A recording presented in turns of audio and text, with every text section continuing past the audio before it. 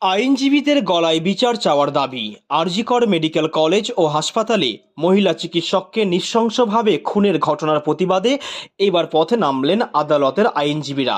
ঘটনাটি বীরভূমের রামপুরহাটে।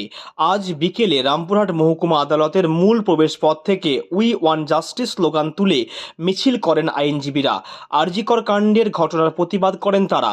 এদিনের প্রতিবাদ মিছিলে সামিল হন রামপুরহাট মহকুমা আদালতের প্রায় শতাধিক আইনজীবী।